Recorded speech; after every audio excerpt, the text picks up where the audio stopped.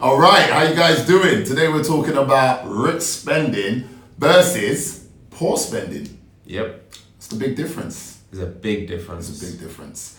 Spending rich, for us, what we would call spending smart. Financial freedom, financial intelligence will teach you how to actually spend smart. And in fact, what you may find is that rich people spend less than what poor people spend. And Oh, this is controversial. well, a lot of people Don't they get a lot of base it stuff for around- free though?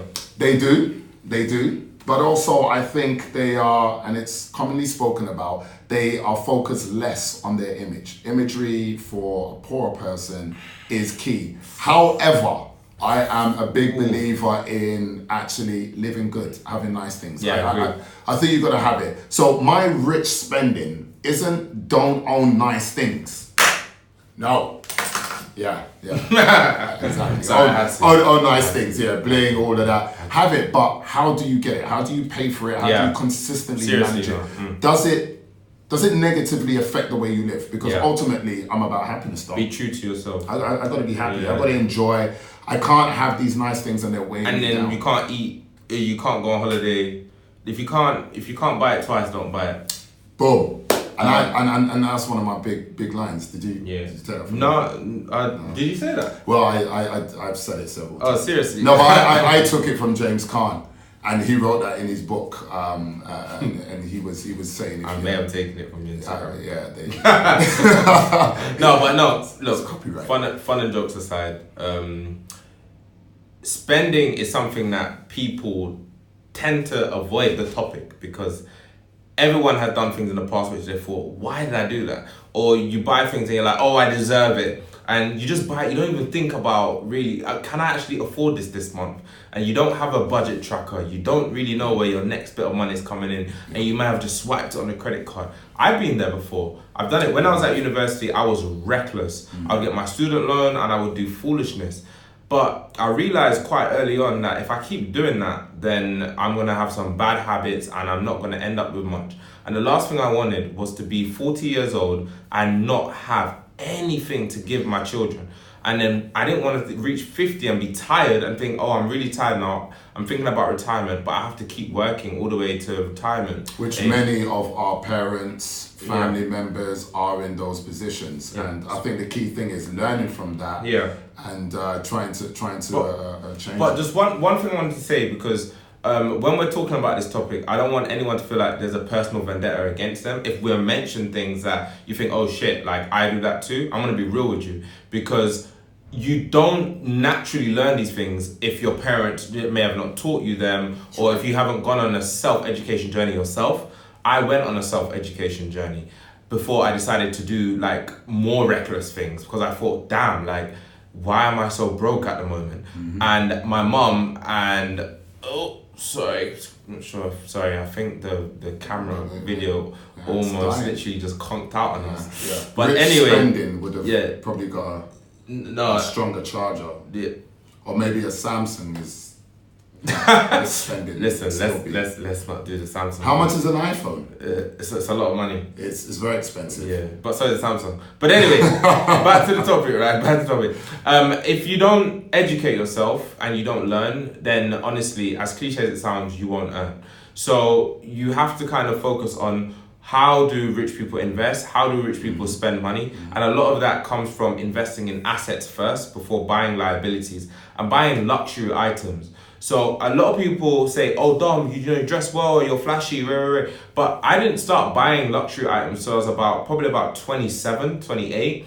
And I mean, I only did that because I had invested in a property, I'd invested in stocks that were paying dividends, and I was investing in things that were producing an income from quite early. I had an online website. How and were I you dressing decided. then? How were you? What was your look? What car were you driving? How did you look? So I'll be honest with you. So I'm always I always knew how to dress and look really expensive. I used to work at Zara.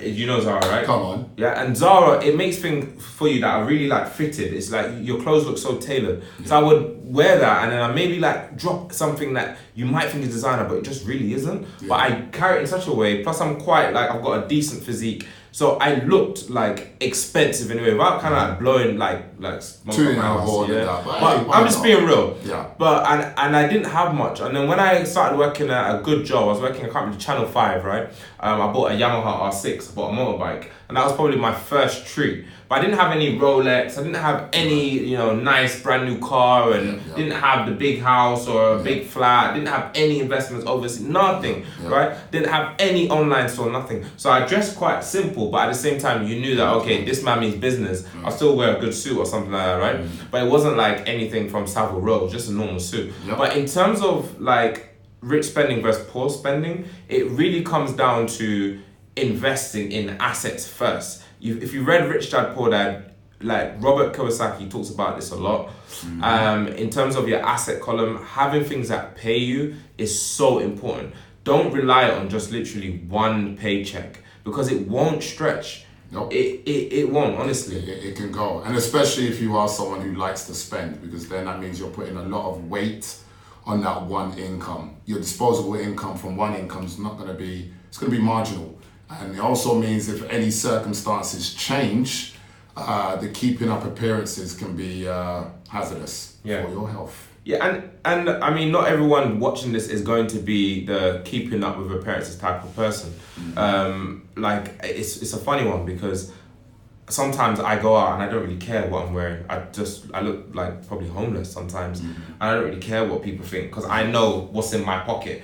I know what I own. I know what I have. I have no one to impress, because I'm comfortable now at the age I am. But once upon a time, when I started to make my thought, oh my God, I have to have the latest this, latest that. Now, I think you can't, there's a saying that goes, if you can have everything, but you can't just have everything all at once. And I really believe that. So you can have a brand new car, but you might need to just cut back on your sneaker habit. Or you can have all your sneakers, but you might need to cut back on maybe a holiday like every month. But do you know what I mean? That's right. Unless you're making like some crazy dough, where you've got assets paying you £1,000 here, £3,000 here, 10 grand here, 100 grand here, then you can't really be excessive. So in terms of just going back to rich spending and poor spending, I don't really know much about poor spending, because I've never had a poor mindset. I always thought that I can have this. So in terms of my mindset, I thought, what can I do to own this? If I want a motorbike, what do I need to do to own a motorbike? What do I need to do to own a house? I never thought, oh, I can't afford it. I always say, what can I do to afford it? So a lot of that is based on what you put in your mind. Mindset. So rich spending goes back to what you just said, mindset as well. Absolutely. Yeah, and you have to have a growth mindset. It sounds like I'm preaching now, like I'm an old uncle. Preach on, because but I'm just being real. It's about mindset. Yeah, I think, look, if I wanted to have a nice car, and a nice car for me was £300 a month, and paying £300 a month, I was earning about £1,500 a month when I was working. I was on like 27k. And I thought to myself, all right, if I'm paying £300 a month over a year, if I save that, I'll be close to a deposit for an actual property. And, at the time, you could get a deposit for about £20,000. So rather than go and buy a car, I actually saved that £300 that I would be putting towards a car. And that also gave me the knowledge to know how difficult it would be to keep up with those repayments, where I had the flexibility of missing a month or two, if times were hard. But saving up that money gave me the £20,000 I was able to put down, invest in a property for £175,000. My mortgage was £400. I put tenants in there. It was a Polish couple, and they wonderful couple. They were great. They stayed there for about 5 years, and they were paying me between £700 to £800 a month. Now, it was at a time when actually buying a property was hard, due to the credit crunch. So, landlords were in a position where we could inflate the monthly rent. So some people were even charging £1,000 for the property, and mine was a 1-bedroom flat. The only reason why they had to move is they had a child, and they went from 2 to 3. So by paying me £800 a month, clearing my mortgage of £400, which I got a pretty good rate, which was fixed for about 3 years, I had £400 disposable that I was earning residually. I didn't have to do anything. The property there was giving me the money. Now, on top of that, I was then able to use that money to obviously pay for the car. Pay for your car. So people were seeing me in my £27,000 a year job, and they were like, how are you affording this nice car? And as you would say, I would shop at Zara, but one or two things would look Yeah. expensive. I'll have a nice little Maybe a holiday. nice belt or something. A nice belt or something. Well, Maybe I could take the whole holiday away, the whole family, sorry, away to Santorini. How are you affording this on 1,500? Well, because I invested in that, and that's when I was able to get the car. And so your earnings went from 27 grand to, I don't know how much you were taking home. What, 1,500? Well, you could say plus 1,500, the yeah. rent a grand or Yeah. whatever. So that's like 2 grand 5 now. 2 grand 5. So effectively you're on now like a 40k salary or something Simple. like that. And I've done that myself. Yeah. You take away obviously the cost of paying a mortgage, Yeah, maintenance, things and are breakdown. yeah, but there was extra money there, and that was what you call rich spending. Now, whether I lost my job, was made redundant, or fell out of favor financially, I had a property there that was dealing with it. And what's more, Dom? Equity. Equity. The value of the property with each, I told you earlier, they were there for 5 years. I bought the property for 175k. And then in 5 years' time? 207. I got an offer for 269,000. Woo. I actually put it on the market for 230. Right. Now, what you haven't said is that if you bought the car first, that car after 5 years wouldn't be worth much. So your value of the car would have dropped, but the property price, more than likely, 8 out of 10 times will go up in value. Well, like they So say, property, yes, it can drop in value for, I know you... for a short say time. that. But I know some people out there will be, yeah, property can do it. But literally, honestly, more than likely your property will go up in value. This is why 90% of millionaires have Property. First and foremost, God isn't making no more land. So, we've got to make with the space we've got. So if you own a small share of that, that's a great asset. That's value. I think it's the number one asset.